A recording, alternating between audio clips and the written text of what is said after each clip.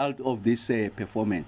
I mean, just to give you an indication, a year to date, that's sitting at 5.97%. So that's what what we call the load factor, the amount of time that we are relying on this open cycle gas turbine, and that we've been hovering between 6% in December. We went to about 17% in March, and now in April we are significantly lower at 5.7%. What is the point to be made there? The more material point. The first one is that there has to be an appreciation that the open cycle gas turbines are part of the fleet. So that's the starting point. And they are designed to come into play during morning and peak and afternoon peak, when we anticipate that the generation might not be sufficient to meet the demand. Then you engage the open cycle gas turbine. So they are meant to be engaged, but the greater the performance of the entire fleet outside the open cycle gas turbines, it means that you are going to engage them less and less. So it means that you are going to burn less and less diesel, because we know this is the most expensive form of fuel. So I've seen others saying we are banning, Eskom is banning this so that you get to improve the prospects of the incumbent when it comes to 29th of May. No, those are some of the falsehoods that are peddled. What are the facts? The fact is that 5.7%, if you like, year to date, and of course we are not even experiencing load shedding. And just to give you an appreciation that at the height of the intensity of this application of open cycle gas turbine, we had them on load about 18% of the time over a period of time. And to give you a sense, now we're at 5.7%, and yet there is no load shedding. So I think there has to be an appreciation of the facts. And of course, I do accept that others are not familiar with the facts. When we use this opportunity just to lay the facts bare to the country, so that there's a general appreciation of where we are. And then what is the prospects in the immediate future? On the Eskom side, the prospects in the immediate future in relation to additional generation capacity. I want to repeat the point that I had made earlier on, that we are on track to recover Unit 4 of Medupi, and that will be coming on stream, on load in September of this year. We are on track to ensure that we return as part of the extension of the license and the life of our only nuclear power station, that is Kubek Unit number 2. You know, it has gone out. We are confident that we will return it in September again of 2024. That's 980 megawatts. Medupi Unit number 4, it's 800 megawatts, and we are confident of synchronizing Kusile Unit number 6 in October of this year. So essentially the point I'm making is that in the next 6 months, we are going to get an additional 2,580 megawatts just from the Eskom fleet. And of course, we'll come back to account on what our expectation in relation to rooftop solar solution, what is the rate of rollout, are we seeing any tempering in relation to the exponential increase in the rollout? And from where I'm sitting anecdotally is that we still, there's aggressive rollout by private sector, households and also industry. And then there's utility scale projects that are going to come on stream, that are going to add new generation capacity. So I'm yet to account for that, just accounting exclusively from what the Eskom can offer. And of course, we will continue to ensure that we sustain these efforts of improved performance. And I think it's important that of course, we are in a very toxic space. You can imagine we have entered the silly season of elections, and then people who are predicting, some of them had predicted previously that there's going to be a blackout, a system collapse. And we made the point that, no, when you see the intensification of load shedding, it's an instrument that is used to ensure that you don't get to that doomsday scenario of a blackout. So the intensity of load shedding has no relationship with your proximity to the system collapsing. In fact, it gives you assurance assurance that the system operator is alert. And I do accept the point that you are going to find that there will be multiple voices who seek to soil the environment, because really they've been disarmed. Remember that there's been a significant weaponization of load shedding. So some of them have used this as part of a campaign tool. So when you remove it from their arsenal, they are exposed, and therefore they resort to unsubstantiated theories, like we have seen someone penned, something that can only be described. All right, so we're just going to step out of that briefing, by the way, from the Electricity Minister, who's speaking in Pretoria.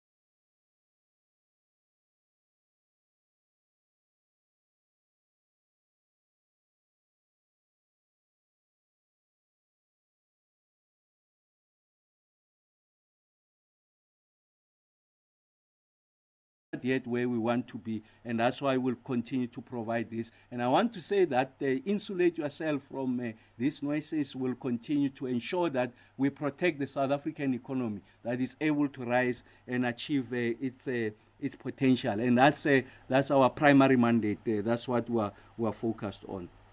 And then one of the things that we're doing, like I said, so I've given you the account of what's going to come on stream from the Eskom side. So first is the improvements. We're beginning to see these improvements. And then it's additional generation capacity, Medupi 4, Kusile 6, and Kubek unit number 2. And in total, they'll give us 2,500 megawatts. I said that will materialize in the next 6 months.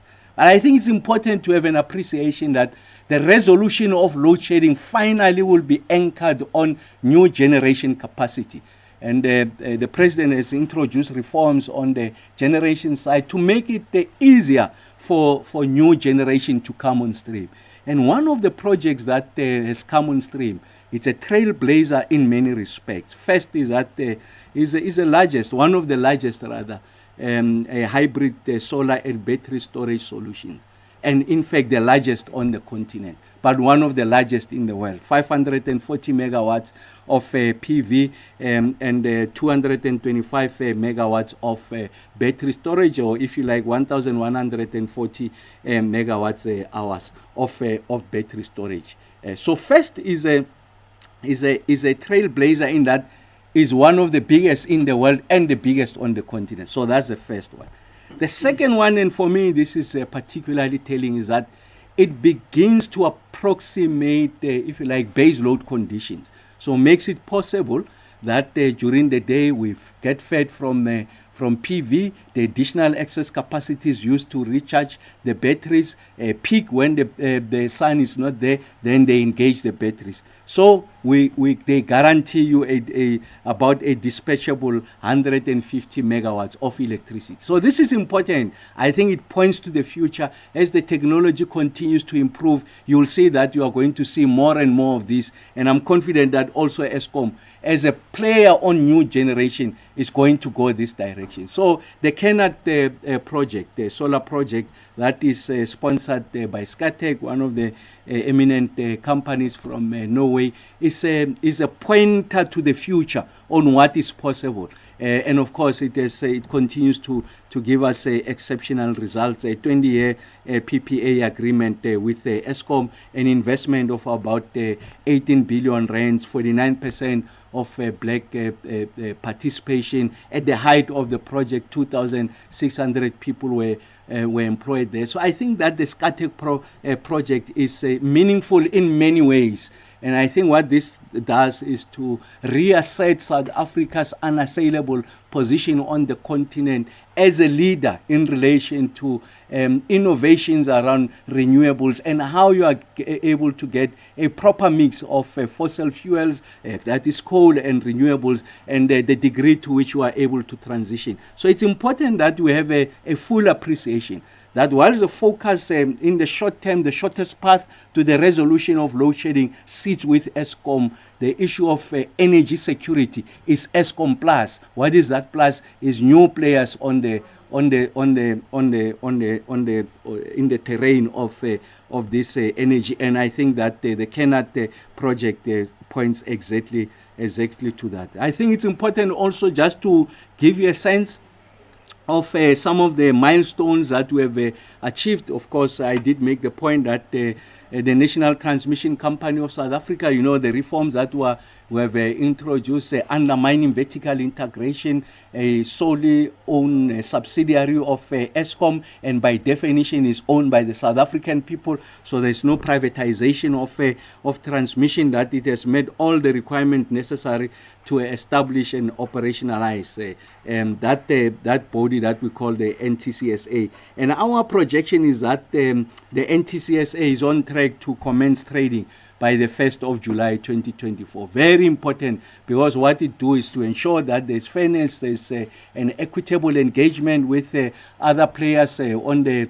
renewable energy side, new generation capacity, and the multiplicity of buyers, enable those private transactions, is going to democratize this space, is going to encourage adoption of the technologies, and in so doing introduce greater levels of efficiency. There's going to be competition. What competition does is invariably drives down prices, and therefore will not have energy poverty. By energy poverty, I mean the electricity is available, you don't have load shedding, but people can't afford electricity because of the higher tariff structure. So with this, the introduction of the NTCSA and the role that we expect it to play when it creates that democratic platform, greater competition, greater producers of electricity, more competition, and therefore we are able to drive down the cost of prices. And then the tariff structure.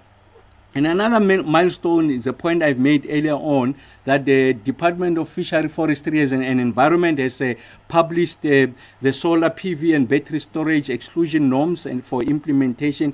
And what this does is to ensure that we allow for exclusions for the development of battery storage and solar PV facilities in areas that are confirmed to be low to medium environmental sensitivity without obtaining an environmental authorization prior to commencement. So what is the significance of this? One of the delays in onboarding new generation capacity is the regulatory requirement. And one of those regulatory requirements is that you must obtain a positive environmental impact assessment. By that we mean the net result of your project will not harm the environment. So the Department of Fisheries and Forestry, as a custodian of this asset, has an obligation to ensure that these practices, this new development don't harm the environment, and which, of course, can be recovered over a period of time. That takes an inordinate amount of time. So we have, the DFFE has identified what we call exclusions areas that are less sensitive from an environmental perspective. And if that is confirmed to be less sensitive, you don't have to go through the inordinate process of getting a license. So what that does, it truncates the permitting and licensing period, and therefore projects are able to get quicker to financial close, and therefore by definition they are able to get on stream as quickly as possible. And also just to say that Eskom has published a draft market code for consultation outlining the proposed rules for a future competitive wholesale electricity market. once the ERA bill is enabled, the NTSA will submit the code to NERSA. Like I said, it's about democratizing that space, ensuring that there's greater players in this space, that we are resolute on ensuring that we are able to introduce new players. Like I said, ESCOM is also going to buttress its contribution on the generation side. So what we're trying to do is that you don't concentrate all the generation capacity just in one entity.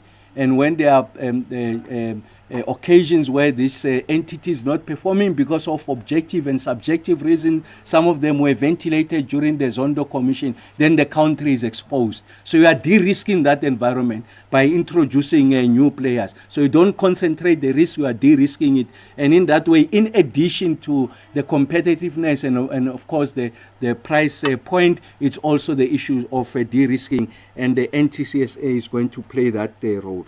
And the RFP also was released for the third window of battery storage IPP on March the 28th for a further 616 megawatts to be constructed at 5 substation sites in the Free State. Like I said, what is the importance of battery storage?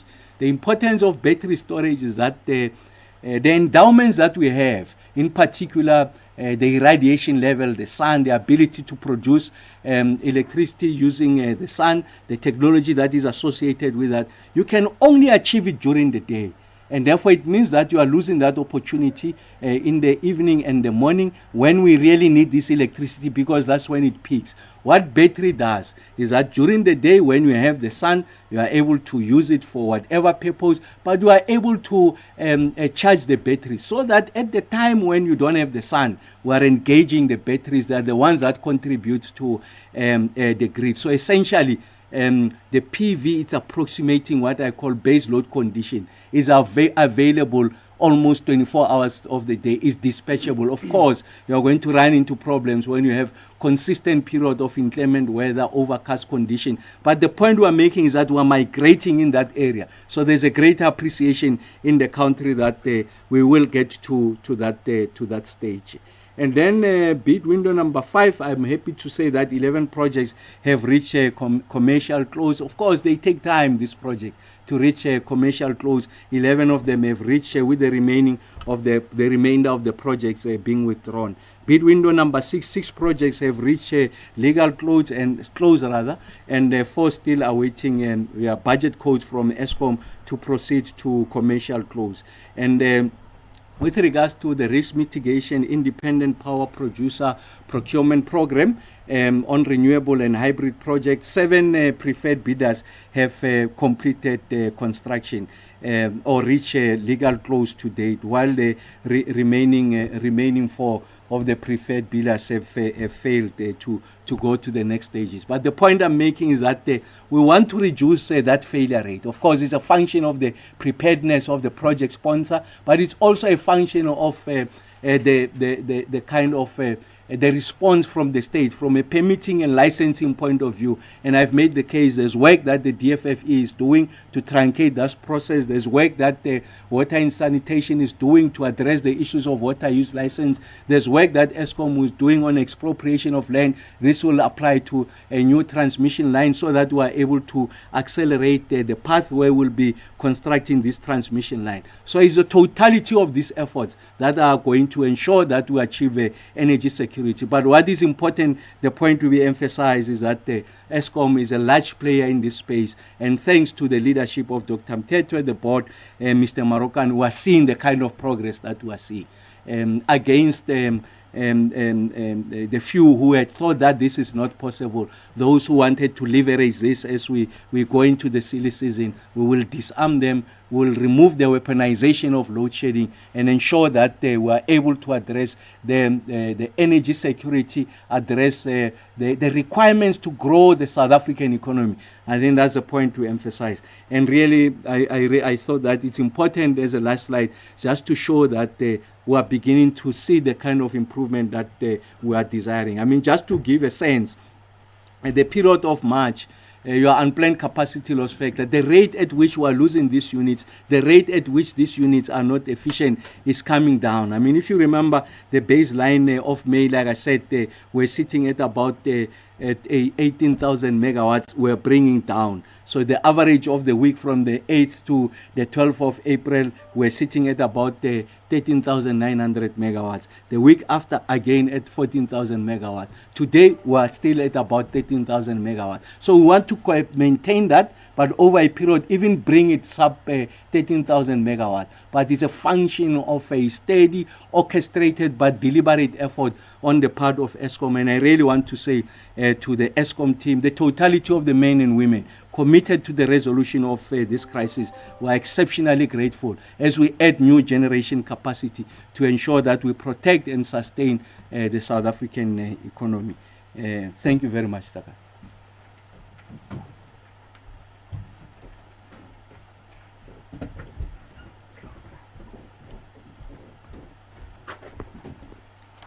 Thank you very much, Minister. Colleagues, we'll now open the floor to questions from members of the media.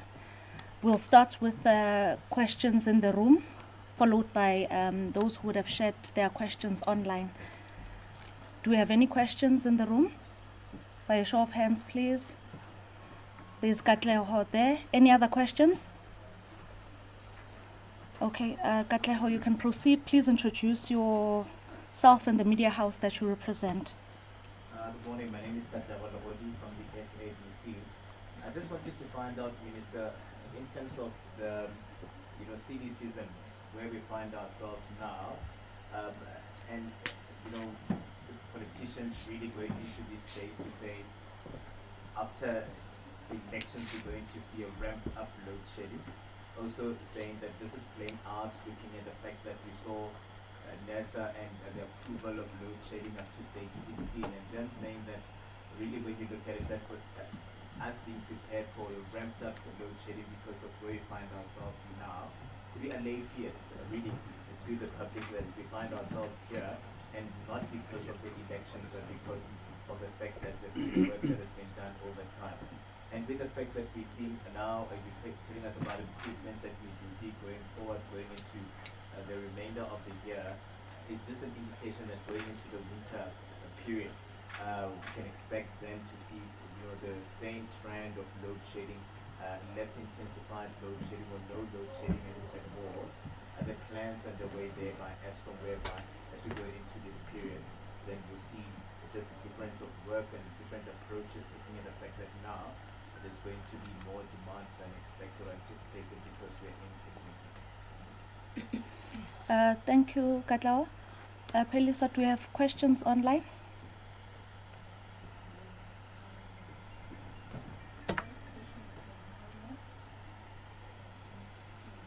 You are not very audible. Can you speak up?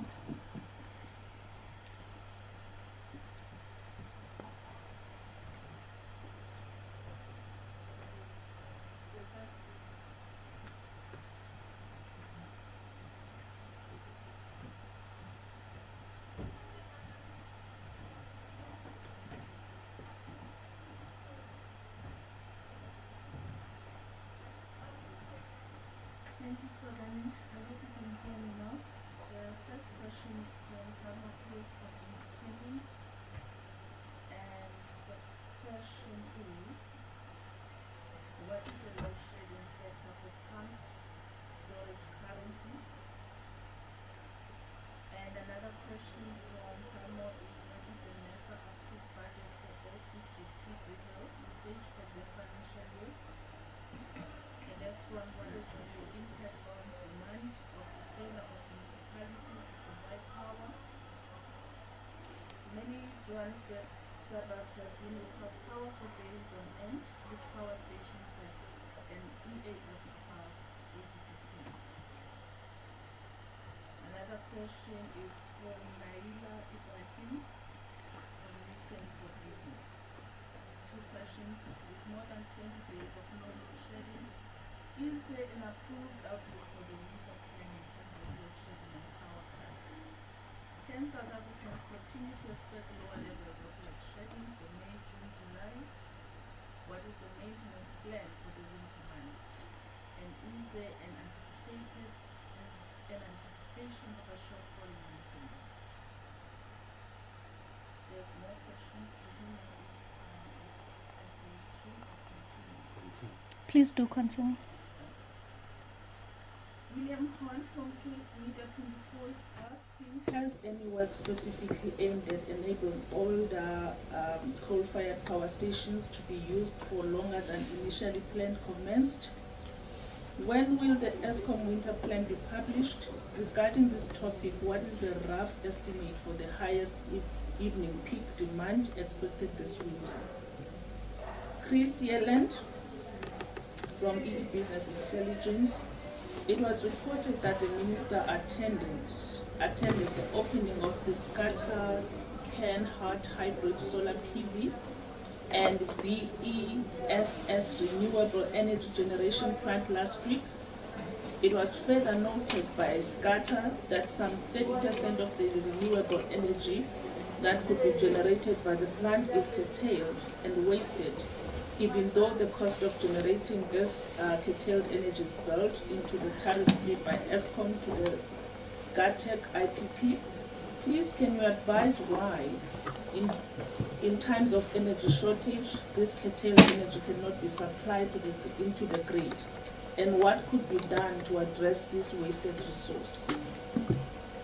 And then the last question is from Terence Creamer, Engineering News. Could ESCOM confirm what the budget overrun was for OCGTs in 2023-24, what the budget is for 2024-5 for both the ESCOM and IPP plants, and what the budgeted capacity factor is for 2024-25? Could ESCOM provide updates on the standard offer, the cross-border standard offer, and its emergency and gas procurement program? That's all for now. Thank you. Thank you, Producer and Katleho. We'll start with Mr. Eric Shumagam, who will then be followed by the Minister, after which we will take the last round of questions, which will be follow-ups and any other outstanding questions.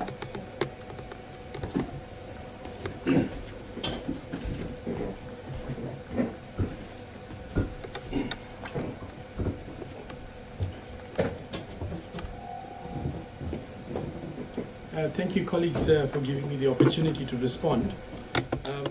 In terms of the questions that Helmut has actually raised, with regards to the load factor for the pump storage, Helmut, I'll have to get back to you.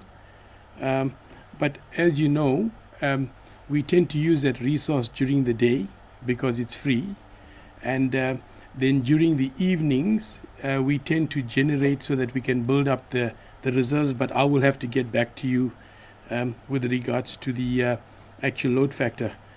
The maintenance plans, I think just to answer some of the questions that also followed through, ESCOM has a media briefing on Friday, the 26th, and we will definitely at this media briefing present the winter outlook. You're aware that the winter outlook starts from April and then moves on to August. So we will definitely present that.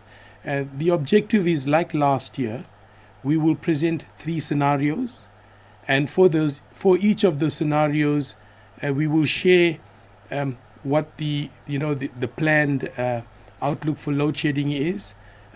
ESCOM's objective is to actually be below the first scenario, which is the 14,000 megawatts, and I think as reflected by the Minister today, we are starting to see that. The figures are actually, in terms of breakdowns, goes below 14,000.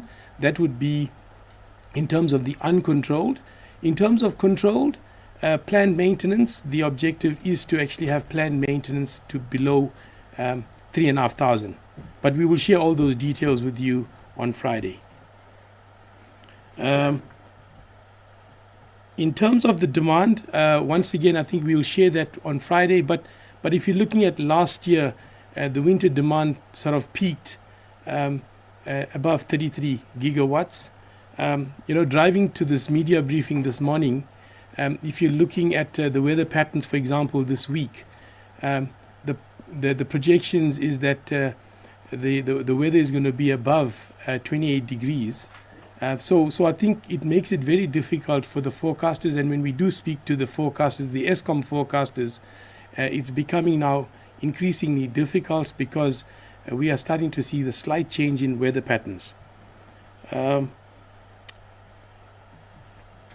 Terence, in terms of the budget, yes, I think I can confirm, and I think as stated about 2 weeks ago, the budget on the OCGTs for the financial year 2024, it was over.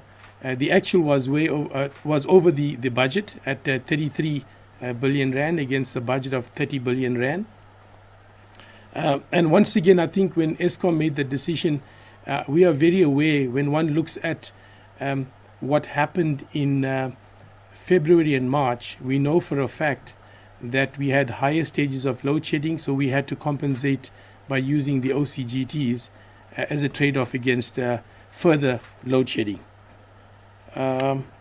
Minister, I think those are some of the questions I've got here. Have I missed any other questions? Thank you very much.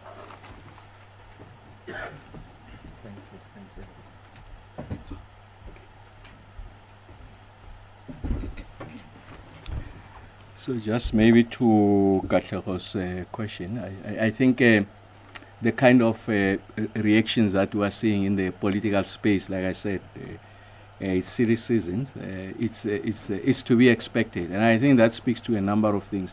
Just the hypocrisy of some of the actors in the space. I mean, last year we went through a relatively better winter in relation from the intensity of load shedding. We did have load shedding, and part of how we got out of that situation was to engage the OCGT higher than what is the norm, so that they were able to protect the South African economy, and to the point that Eric has just made, that also has got the results in relation to your inability to remain within the approved budget. Like I said all the time, it was just an appreciation that the country's economy can afford significantly higher stages of load shedding. First, it can afford load shedding, but I think it gets more acute when you have higher stages of load shedding. So even at that point, when we are running these OCGTs and having some degree of load shedding, people were not raising these issues. And I made the point that when we go into the more warmer periods from September, ESCOM is going to be very aggressive on plant maintenance. We went through a relatively better December. I'm saying relatively better because from the 14th until I think the 1st of January this year, we didn't have load shedding. So there were no issues. Now we are very close to an election. All that we are doing is to execute against the plan that we had set there for ourselves, and suddenly people accuse ESCOM of many things. So the one thing I can assure the South African public is that Dr. Mteto and the ESCOM board will not do things that are politically expedient, short-sighted, that are going to damage the South African grid and have long-term implications on our ability to resolve load shedding. So they will never do it under no circumstances. They've got a reputation to protect. They are consummate professionals. They will not do that. Mr. Dan Marogane and the executive management team are transfixed on the resolution of this problem. These are engineers, highly qualified, sought after, and they will not do anything that is harmful to our ability to resolve this question. And myself, as the minister, I will never pick up a phone and say to Dr. Mteto, say to Mr. Marokane, keep the lights on at all costs. It will never happen. That's not the relationship we have. I had said it previously. I've been appointed to ensure that, of course, to reduce the intensity of load shedding, its frequency, and ultimately it must be eliminated. And I said that we are going to do things by the book. Going to go to first principles, do plant maintenance. Like I said, short-term pain, long-term gain. Of course, it's got other implications, but I think for purposes of the grid, we are going to ensure that we continue to protect the grid. And I do sympathize with some of the political actors, some of the statements they make, some of the writings, the articles they pen. I appreciate that they have no knowledge about or limited knowledge in relation to the performance of these complex engineering systems. And of course, as this the leader of the opposition has written a paper, and I think his knowledge about the complex engineering questions is legendary. I think we all know his inherent limitations, and I think we use this platform to also inform and guide around how you resolve these questions. So it's not a political football, it's a resolution of this problem, and we do sympathize. We'll be very patient that some of them really don't understand, and we'll take time to explain ourselves, ensure that we resolve this question. And like I said, and then they enter that space because they've been completely disarmed. They've tried to weaponize load shedding. When load shedding has got significant devastating impact on the South African economy.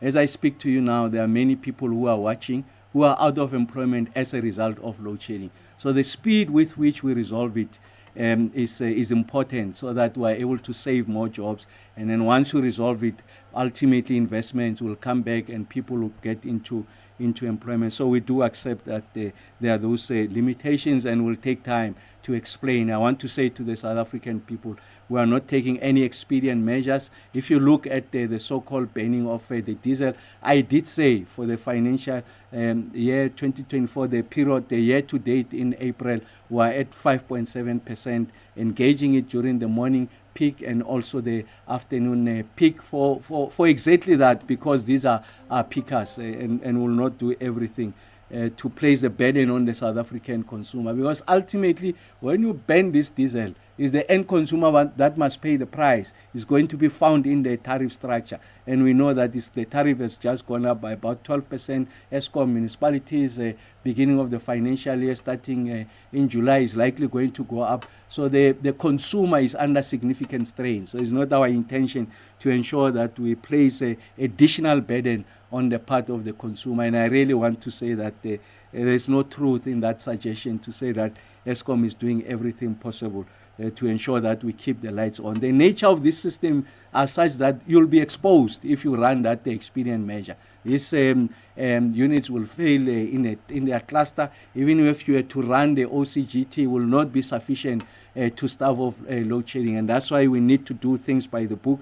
Thank you very much to the board of ESCOM and the executive management team and the men and women, the many at ESCOM. I do convey the message every time when I visit them.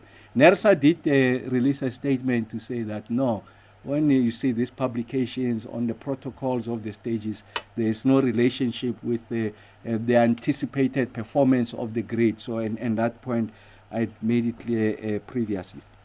And also just to make the point that one of the things that we are saying is a significant amount of failure, you are right, Helmut, in relation to municipal infrastructure, your substations, your transformers, and of course, I think the point we are making is that it reduces demand, and therefore, as a result of that, you will not initiate load shedding. So, 2 points to be made there.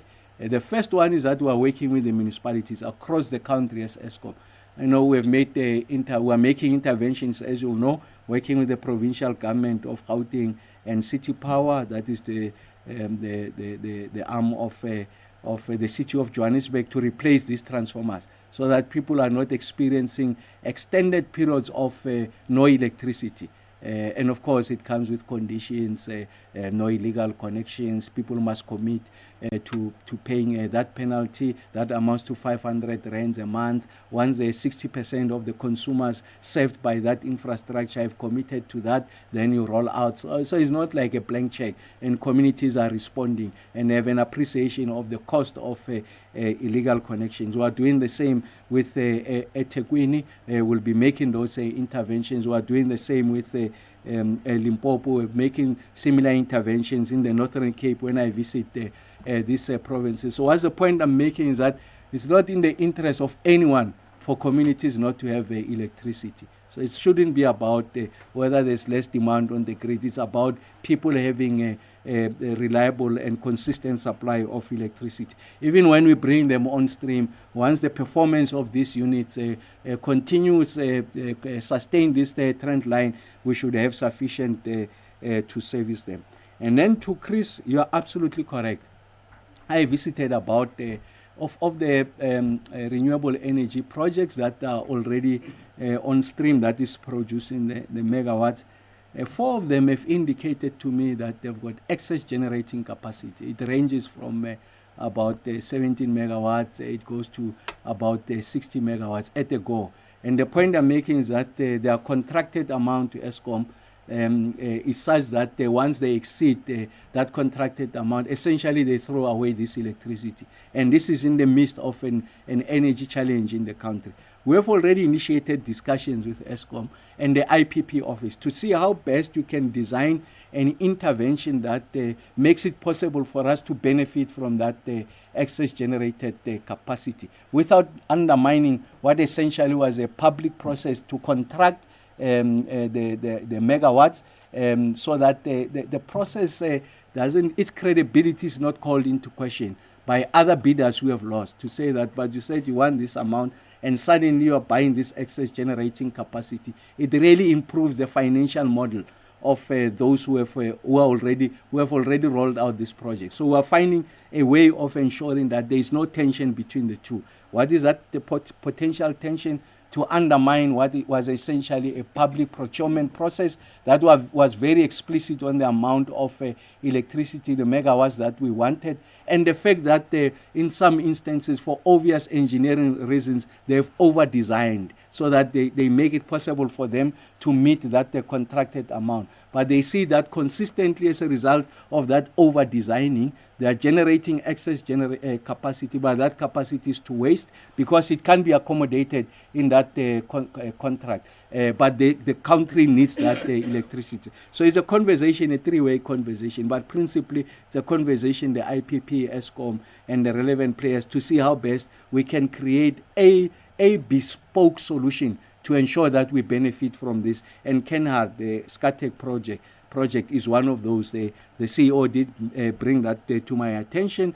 A considerable amount of megawatts that we are not benefiting from. They are generating them anyway, but it's outside the contracted amount, and that's why they can't provide that to us. So it's a conversation that is happening.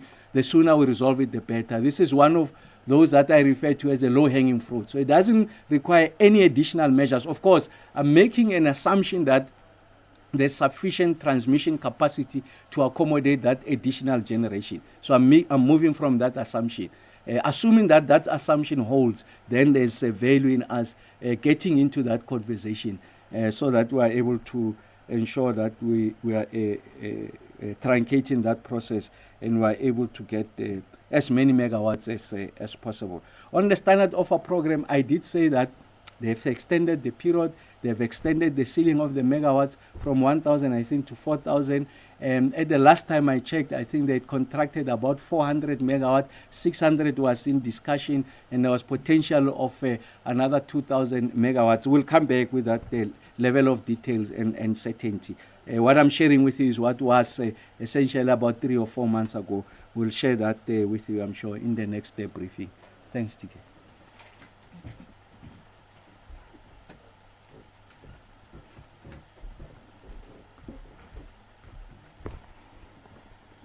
Thank you very much, Minister and Eric, for all the responses and the clarity.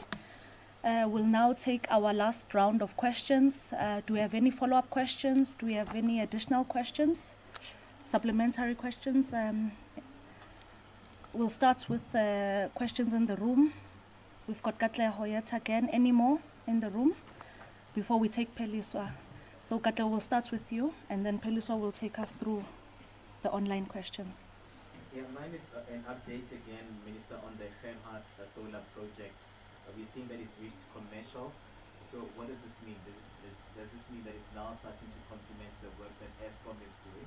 Or there's still steps that will still need to now be taken here in terms of us finding, we're getting to benefit from this project? You're saying that really when you look at it, most of the work in terms of resolving ESCOM would see a concerted effort. This forms part of it. When can we expect to see the work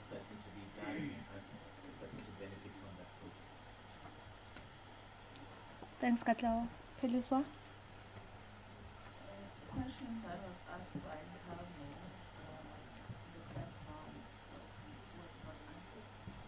The question goes like this: one is zero megawatt for non-commercial generation from 11 April onwards.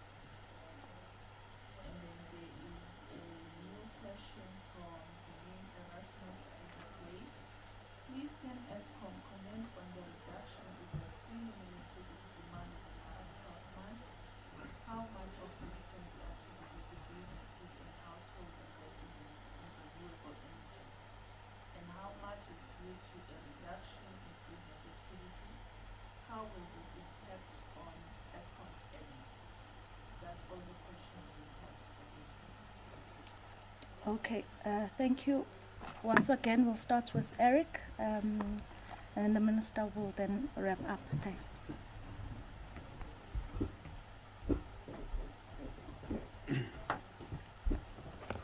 So just to provide a response to Helmut, in terms of, I think, stations performing above 80%, at the moment, just the peaking stations are performing above 80% EAF. However, Medupi is performing at 75% and Letabo at 72%. Now, I think what's important is, as a percentage, these are big megawatts into the system. And then in terms of the plan, quite a few stations are set the target of 70% in terms of the 2-year recovery plan to get above 70%. The reason for Kusile 5 being off, as you know aware, that Kusile 5 is still not in commercial operation. It's actually synchronized into the system, and it does help us in terms of the capacity. However, there are performance and optimization tests that must be done, and this is normally done over 6 months. So, through the period, there are issues that needs to be repaired. They would request to the system operator to take the system off. And so, Helmut, there are issues related to commissioning and startup, but this is normal in terms of the period between going into sync and commercial operation. Then in terms of the feedback, I think there was an issue around Katleho. I think, Minister, you will do that. What I can confirm, and this is as feedback coming from the system operator, is we are definitely seeing the assistance of renewables onto the system. Okay. Now during the day, and I think more specifically in winter when we get clearer skies, we are seeing good penetration of renewables, which is, I think, helping and complementing the system. The challenge lies in the morning and evening peaks, and I think this is where we are now using the OCGTs to actually support the system. What we have seen quoted from the system operator is that household PV, rooftop PV that's beyond the meter, is now around over 5,000. But I think in the last briefing that the Minister has given, there's a nice breakdown of what we are seeing in terms of wind, what we are seeing in terms of the rooftop, as well as the normal industry PV. Thank you.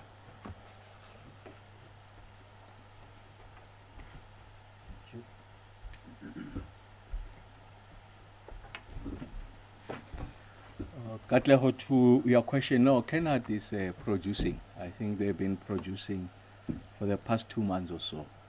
When I went there was to officially inaugurate it, just to say to the country that we've got this asset that is generating a relationship between private and the public that is helping us to guide, if you like, on how best to address the energy challenge in the country and take advantage of innovative solutions, the pairing of PV and battery, to ensure that you have 150 megawatts of dispatchable electricity. So I think, like I said earlier on, it's a trailblazer, it's something that is novel on the continent, and it's an experience that we want to export to other parts of the country. And maybe as I conclude, just to say to the South African public that we're doing everything to rescue the economy of the country by dealing with load shedding. Like I said previously, I want to repeat that we have turned the corner. So we're beginning to see the fruit of our labor, the efforts that the ESCOM has been making is coming to fruition. As I had said previously, when we're at stage 6 load shedding, I had been conveying to you that the short-term pain, long-term gain, we're beginning to see that gain. We are not yet out of the woods. I think that's a point to emphasize. It's in the nature of these machines. When the reliability is not there, that's something that ESCOM is focused on, of course, in this instance, led by the CEO and the head of generation, the entirety of the power station. We must achieve a degree of reliability, and in this way, we can be confident about a sustained contribution of ESCOM towards the kind of energy future we want. And like I said, we'll continue to work as the whole of government, the various ministries, relevant ones, to ensure that we accelerate the onboarding of renewable energy into the grid, including the issues around transmission. So I want to say to the South African public, we will not use the grid to play political football.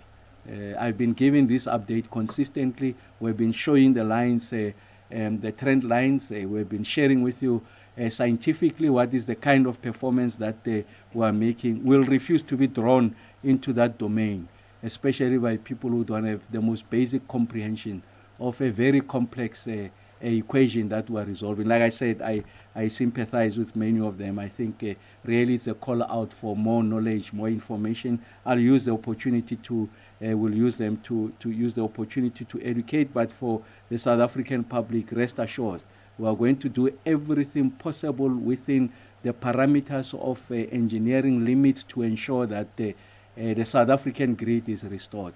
We are able to put load shedding behind us. Like I said, we can say that the future is bright in the terms of the resolution of this problem. We are not yet out of the woods. We'll do everything possible and will not compromise the South African grid, will not take any action that ultimately will bear a significant amount of burden on the end consumer who's already in conditions of financial distress. We will not do that. We'll do everything possible to ensure that all the variables that are in this space are managed in the manner that protect the South African interests, including businesses and households and average person. We will protect you. And load shedding, I'm confident, will be a thing of the past. We are getting there much closer to where we want to get to. We are not yet there, and that's why new generation capacity is important, in addition to the sterling work that is being done by the ESCOM board under the stewardship of Dr. Mteto and the ESCOM executive management team under the capable leadership of Mr. Marokani and Mr. Begin Mumalo generation, and the men and women who are working day and night very hard, exceptionally hard. I see it when I go to this power station. They are really invested in the resolution of this problem. There will be bad apples, those will be dealt with, but the critical mass, exceptional numbers, over 90% of the people as ESCOM, good men and women, professional and competent, and together with them will resolve this problem. But thank you very much for your attendance. We wish you the best of the week ahead. Thank you.